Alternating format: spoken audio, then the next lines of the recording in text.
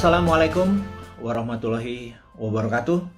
Dimanapun sahabat berada yang hari ini merelay atau menonton atau menyaksikan Bosman Live yang akan menceritakan hal-hal yang menarik pastinya karena sudah lama kita tidak mengudara dan men-share.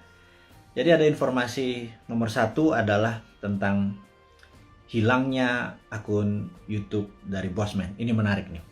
Ini menarik. Jadi sahabat semua, akun YouTube Bosman beberapa saat yang lalu pernah hilang. Itu adalah setelah kita mendapatkan lebih dari 10 kali peringatan. Ternyata akun kita hilang. Dan saya ingat peristiwa hilang itu kita menuntut atau appeal dalam bahasa hukumnya. Kita menuntut keadilan dengan YouTube Indonesia dan YouTube internasional, dan juga kita berpikir lalu di situ didapat bahwa YouTube Bosman didapat informasi yang mengandung hoax, fake, dan disinformasi. Jadi dari 600, nggak nyampe waktu itu 500 sekian video dianggap mengandung hoax, mengandung fake news atau informasi yang fake dan disinformasi yang salah. Itu kita menarik karena kita melihat informasi yang sama di tempat lain tidak didapat kritik.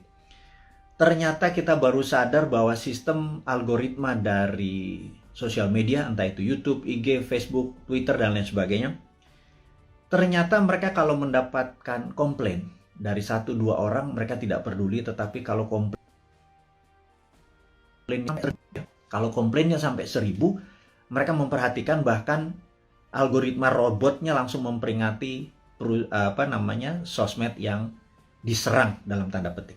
Nah, rupanya kita mendapatkan serangan dari ribuan akun-akun yang menyatakan video-video narasi Bosman mengandung hoax, fake, dan disinformasi terhadap itunya. Nah, ini menarik karena sistem algoritma dari sosmed tersebut ya langsung aja men-take down semuanya. Dan tapi itulah kebebasan berpendapat. Kita tahu bahwa saya ingat salah satu tim kita, Pak, yang punya YouTube kan Google, Pak. Bagaimana kalau kita appeal atau mencoba bertanya ke Google gitu ya. Nah, menarik.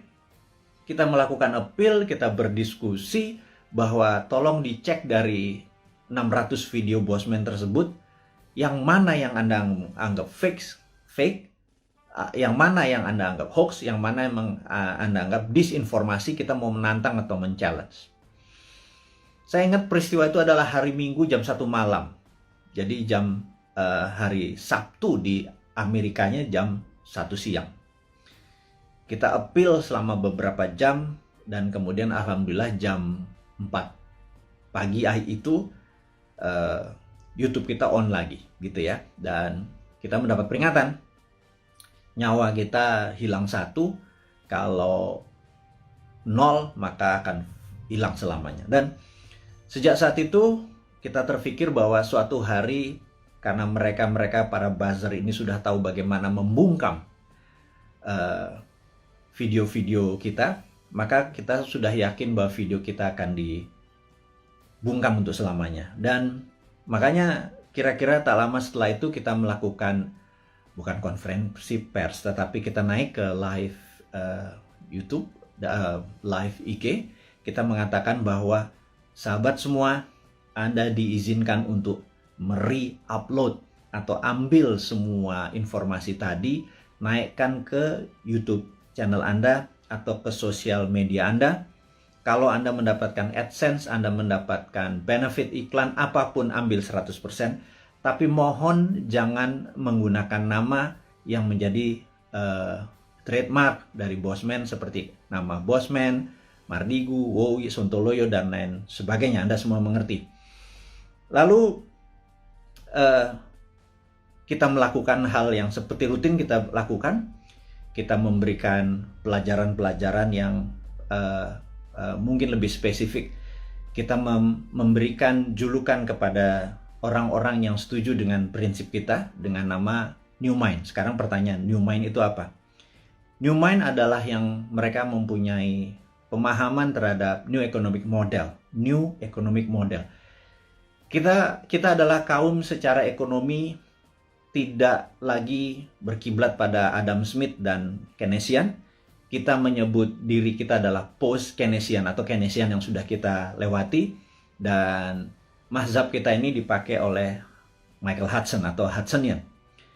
Michael Hudson dengan Hudson Institute-nya tahun 1971 menyarankan pemerintahan Nixon untuk melepas jaminan emas dalam memprinting dolar.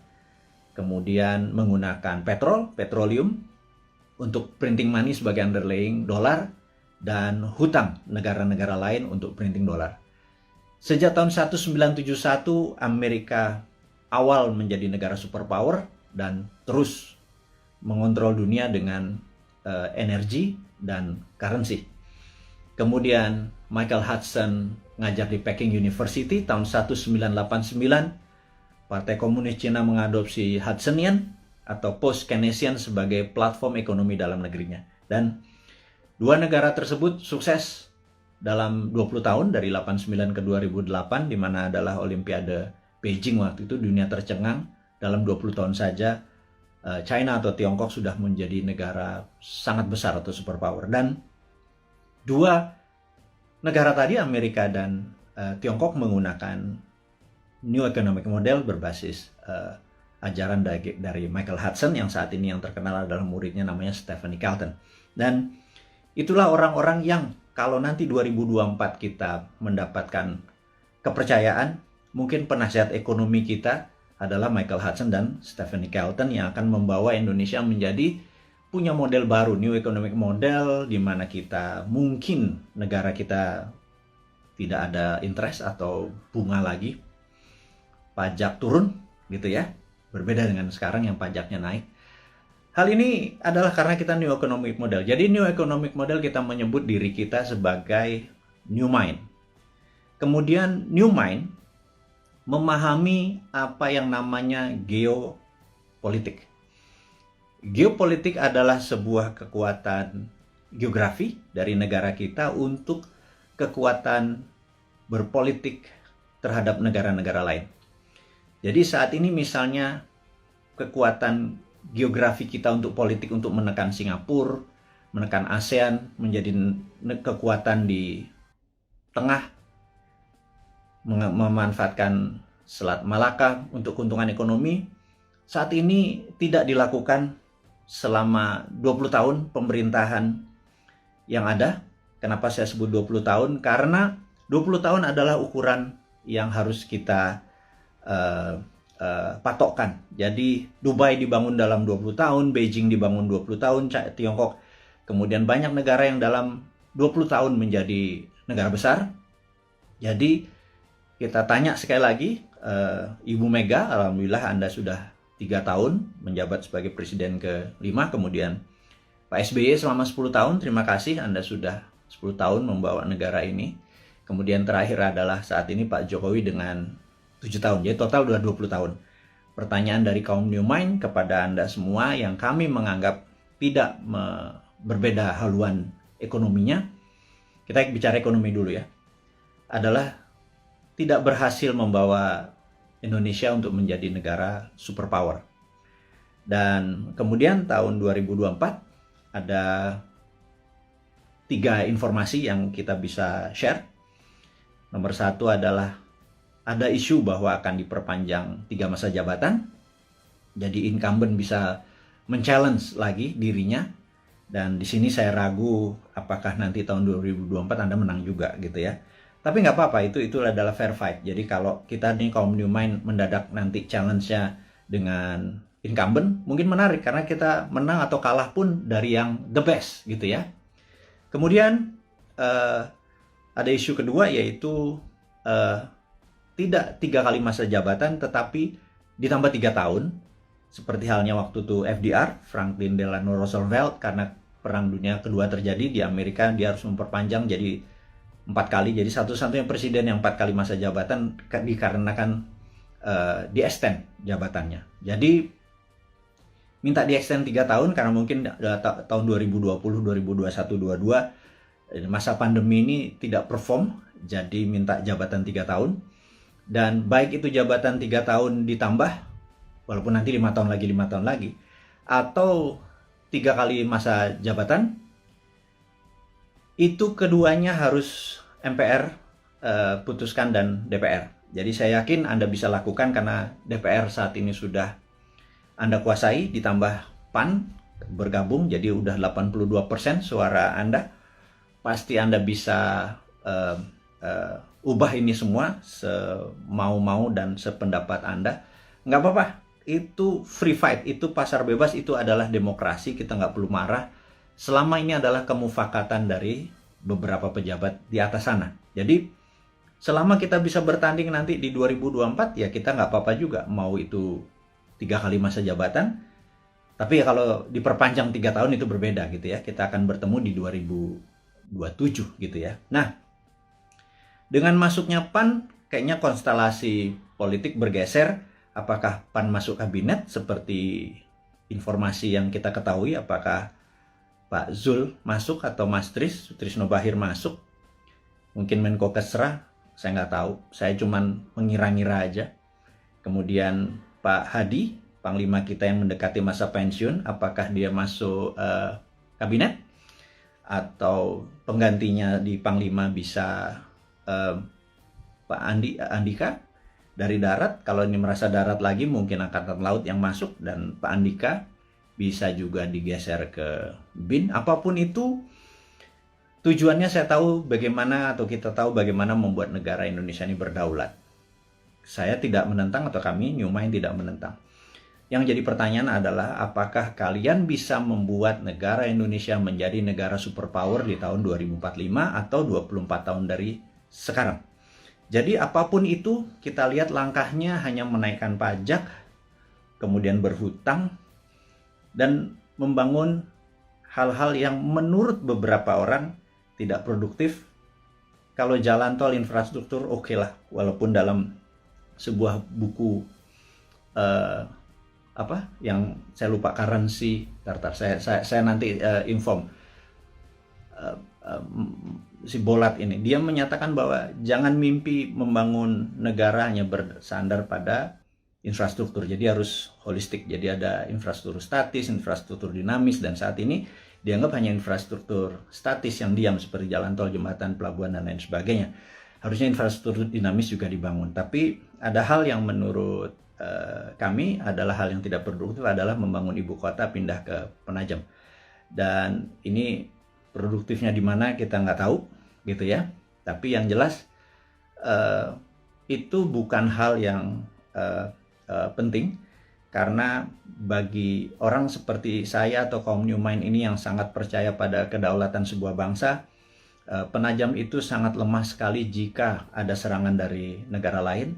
Karena sisi utara ada Malaysia, Sarawak, di mana pangkalan militer Malaysia terbesar adalah di utara Kalimantan, di Sarawak.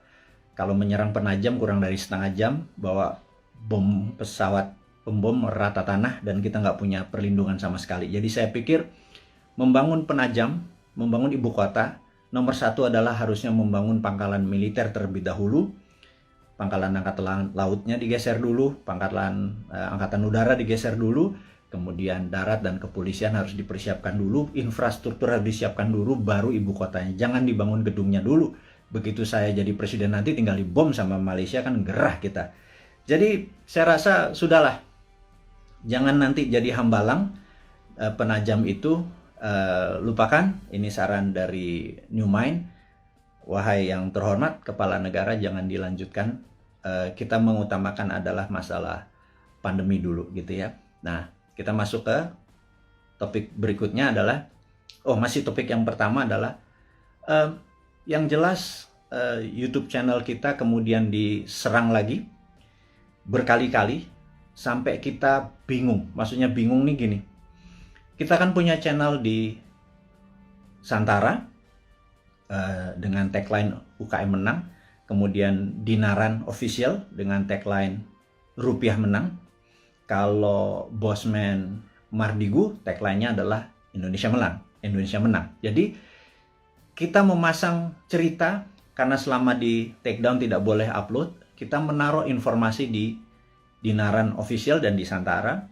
Kemudian begitu kita boleh lagi memasang, kita memindahkan informasi di Naran tersebut official ke Bosman Mardigu, dan itu di take down juga. Itu kita heran, berarti memang YouTube kita memang ditarget gitu ya, sampai kita kebingungan.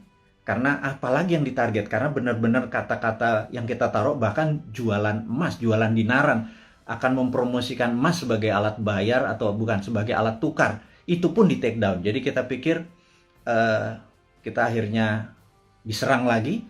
Kali ini menarik, katanya kita melanggar konsensus WHO.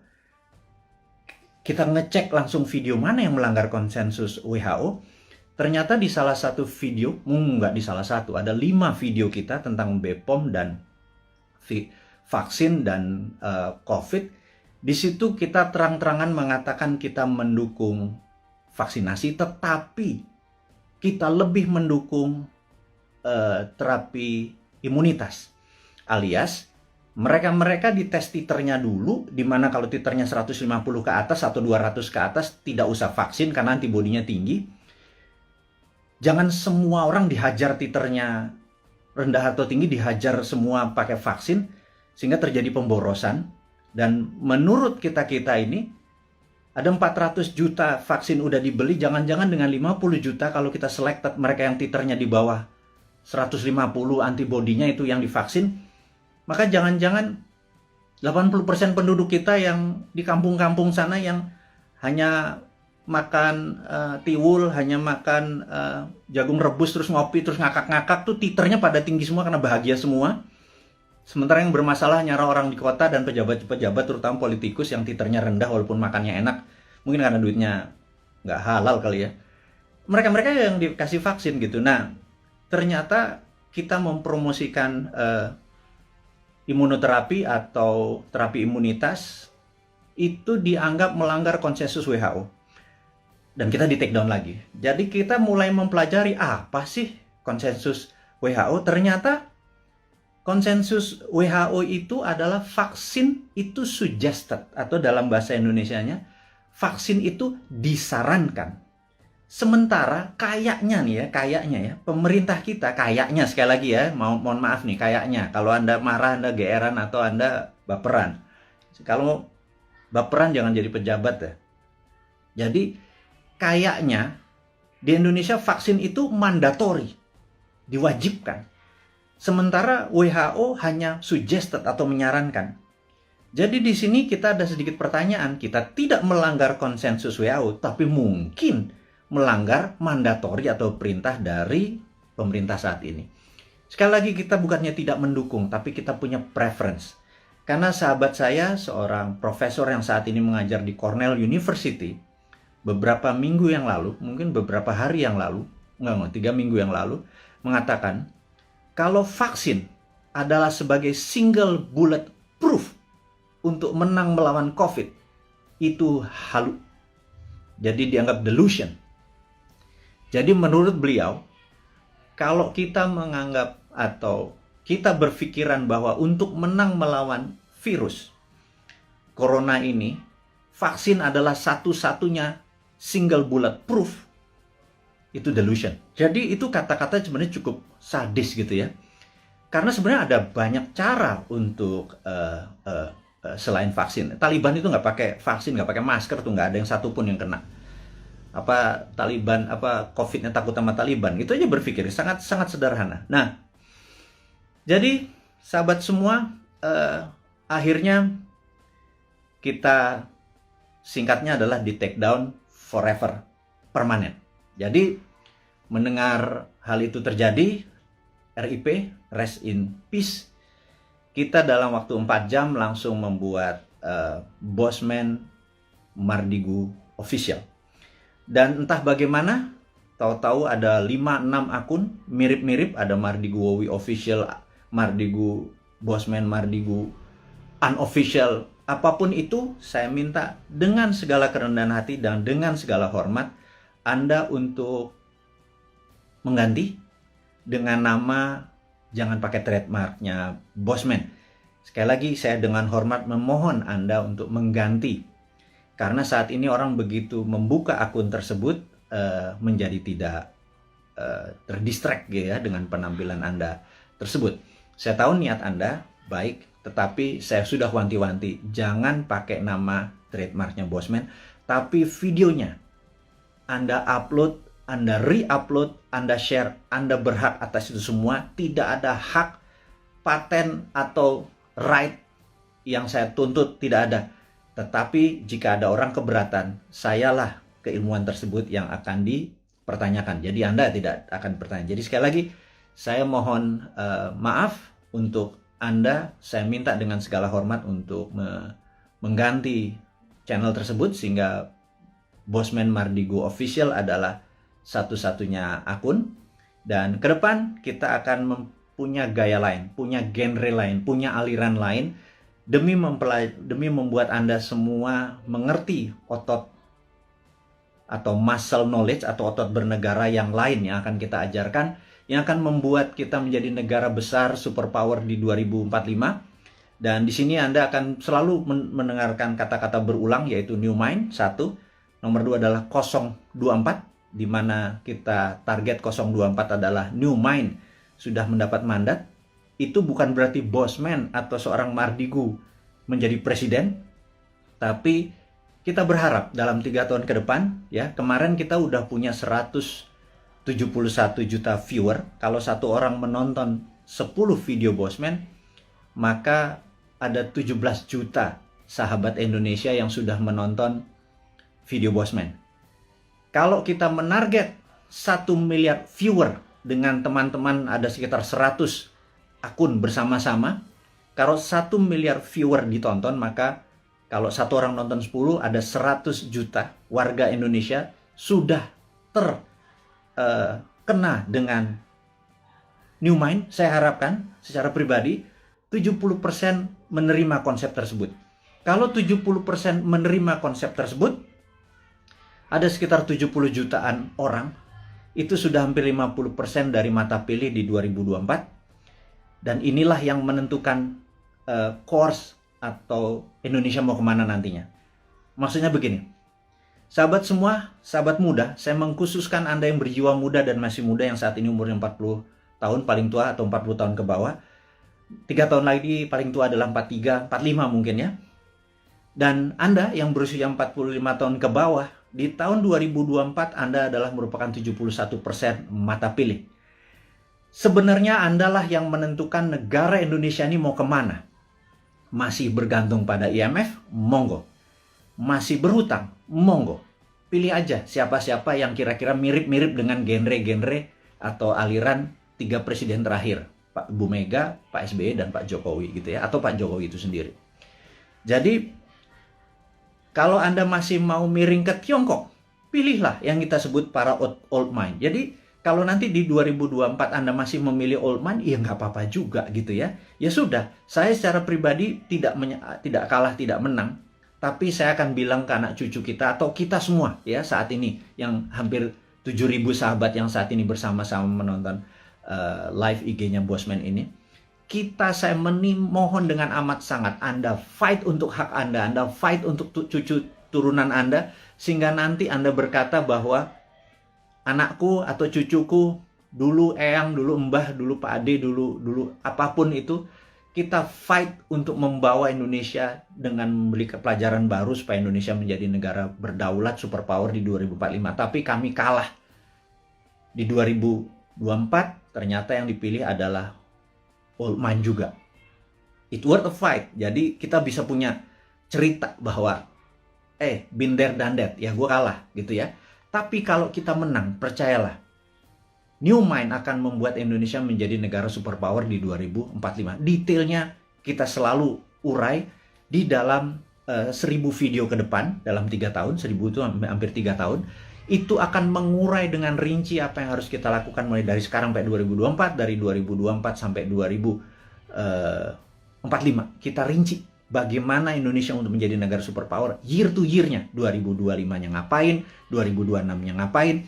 Saya tidak yakin bahwa satu orang pun yang saat ini mencalonkan atau ingin menari menjadi presiden atau menjadi wakil presiden di 2024 punya konsep untuk membuat Indonesia menjadi negara superpower. Saya ragukan itu. Karena yang mereka lakukan adalah populerisme. Ingin menjadi populer, dengan populer mereka diharapkan mengambil hati rakyat, terus mereka memilih. Yakin kita nanti begitu dia jadi, dia bingung mau diapain negara ini gitu ya. Beda dengan New Mind. New Mind tidak ingin menari untuk menjadi presiden, tetapi konsepnya yang akan kita bawa agar siapapun yang nanti menari di 2024 membawa konsep ini yang akan membawa Indonesia menjadi negara superpower di tahun 2045. Itu 24 tahun dari sekarang.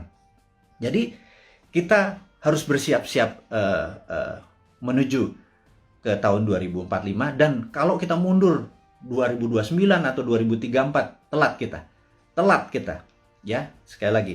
Nah, sahabat semua, jadi saya rangkum sesi pertama, yaitu mengingatkan untuk Anda mensubscribe Bosman Mardigu Official, dan tolong sebar dan viralkan. Kemudian isinya mau di re-upload di YouTube channel Anda atas nama Anda pribadi, monggo.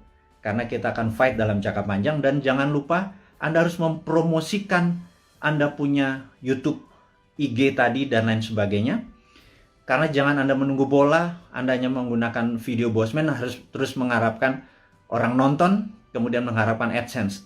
Nggak bisa begitu. Anda harus berkeringat untuk apapun yang Anda dapat.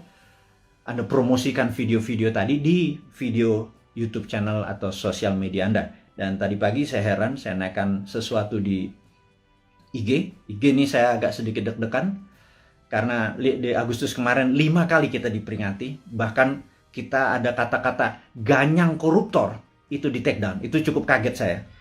Jadi rupanya apapun yang ditulis, di caption oleh Bosman, bahkan video dari orang lain yang penontonnya cuma 300, kita ambil, kita upload di tempat Bosman, toto dalam 1 jam ada 100.000 viewer, captionnya kita mungkin berbeda dengan yang lain, toto di take down. Jadi tadi pagi di take down lagi, cukup kaget saya.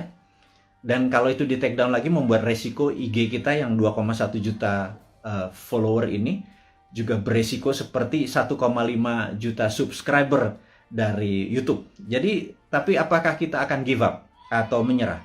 Sahabat semua, perjuangan kita tidak akan pernah menyerah walaupun kita mulai dari nol lagi, tetapi ilmu-ilmu kita dan ini pelajaran-pelajaran kita akan terus berikan. Kita tidak melawan, tetapi kita akan bekerja dengan dengan semangat kaum New Mind.